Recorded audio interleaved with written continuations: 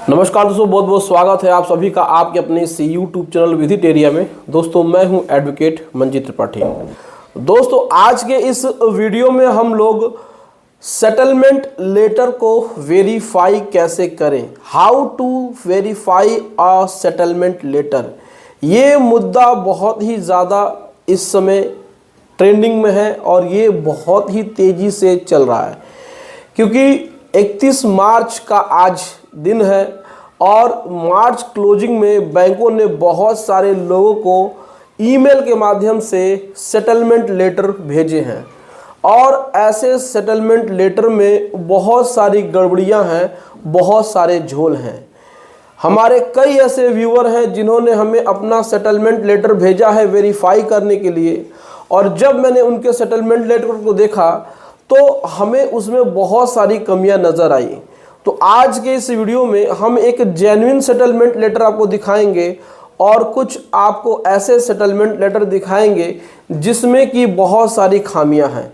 कैसे settlement letter को genuine होना पहचाने, how to differentiate between genuine and fake settlement letter.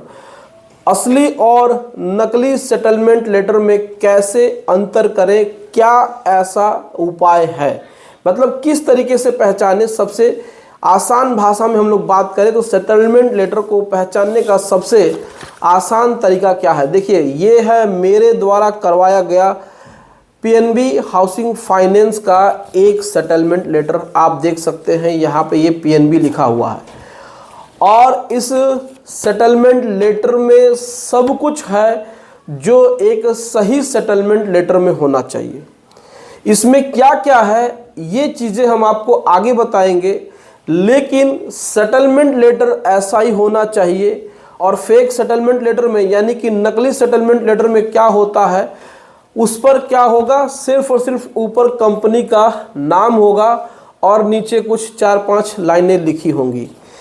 लेकिन ये कैसे अलग है उस सेटलमेंट लेटर से, इस बात का जानकारी होना बहुत ज़्यादा ज़रूरी है। मान के चलिए कि आपने अपने बैंक से या एनबीएफसी कंपनी से या किसी से भी ऑनलाइन ऐप से आपने लोन लिया और आपने डिफ़ॉल्ट कर दिया।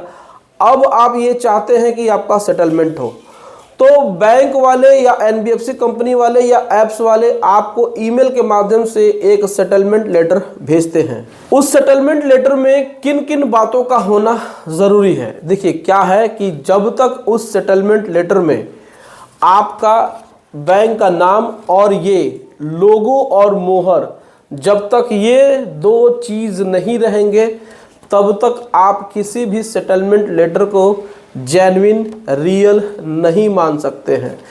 वो इसलिए है कि अगर सादे कागज़ पे कुछ लाइनें लिख करके आपको दे दी जाए या फिर बैंक का लोगो ही केवल यहाँ पर लगा कर दे दिया जाए और कुछ लिख दिया जाए और मेल कर दिया जाए, तो क्या ये जेन्युइन होगा? नहीं, ये बिल्कुल जेन्युइन नहीं होगा।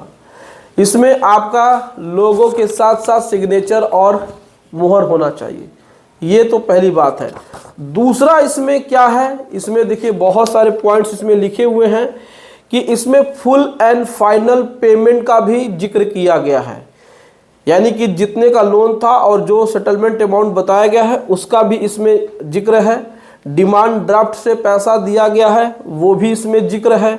साथ ही साथ इसमें एनडीसी देने की बात भी है। इसमें लिखा हुआ है कि आपको एनडीसी 15 से 20 दिन के भीतर मिल जाएगा, यानी कि आपका no due certificate, one time settlement में भी नो ड्यू सर्टिफिकेट इस बैंक ने दिया है।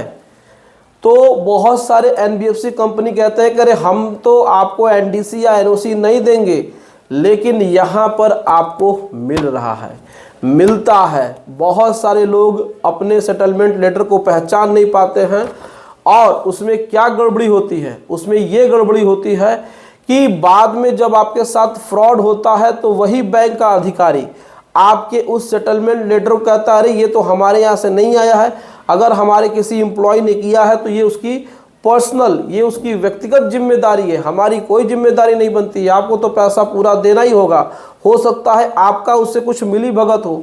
तो इस तरीके से करके वो पूरी तरीके से सिरे से खारिज कर देते हैं और फिर से आपको पैसा देना होता है। तो हमेशा याद रखिए सेटलमेंट लेटर में इन सारी बातों का होना ज़रूरी है।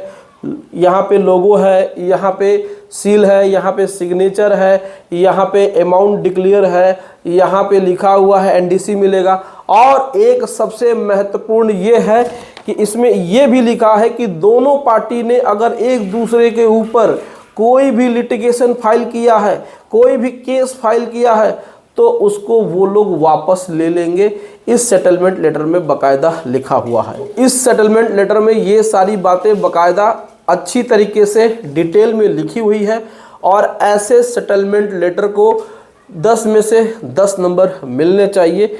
ये प्रूफ है कि ये जेन्युइन है, ये रियल है।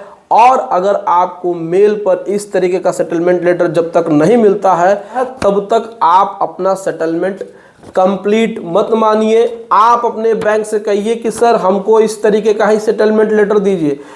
अब वो क्या कहेंगे कि अरे ये तो ऑनलाइन है, ऑनलाइन साइन सिग्नेचर कैसे होगा, ऑनलाइन कैसे इस पर मुहर लगेगी। तो आप कहिए कि सर आप उसका प्रिंट आउट निकाल करके इस पर मुहर मार के साइन करके इसको स्कैन करके हमको मेल कर दीजिए, हम डाउनलोड कर लेंगे। तो ये भी एक प्रकार से रास्ता हो सकता है। लेकिन अगर आपका केवल इस पर बैंक का लोगो होगा और इस पर किसी प्रकार से सील एंड मुहर नहीं होगा तो सेटलमेंट लेटर आपका जेन्युइन नहीं है, आपके साथ धोखा हो सकता है। तो हमेशा सावधान रहिए और हमेशा हम कहते हैं बार बार अपने वीडियो में कि अकॉर्डिंग टू लॉ चलिए, कानून के हिसाब से चलिए, आपके साथ ही जस्टिस जरूर होगा। तो उम्मीद है दोस्तों वीडियो पसंद आई होगी। वीडियो अच्छी लगी तो वीडियो को लाइक कर दीजिएगा और चैनल को सब्सक्राइब जरूर करिएगा। एक महत्वपूर्ण सूचना है, अगर आपको भी हमसे बातचीत करना है, लीगल एडवाइस लेना है, अपनी प्रॉब्लम सॉल्व करानी है, सेटलमेंट कराना है, किसी प्रकार से आपको लीगल सर्विस की ज़रूरत है, बैंक को रिप्लाई देना है, नोटिस भेजना है, तो आप स्क्रीन पे दिए हुए व्हाट्सएप नंबर पे संपर्क करके आप हमसे जुड़ सकते हैं और आप लीगल सर्विस ले सकते हैं। तो चलिए दोस्तों मिलते हैं नेक्स्ट वीडियो में, तब तक टेक केयर, बाय बाय, जय हिंद दोस्तों।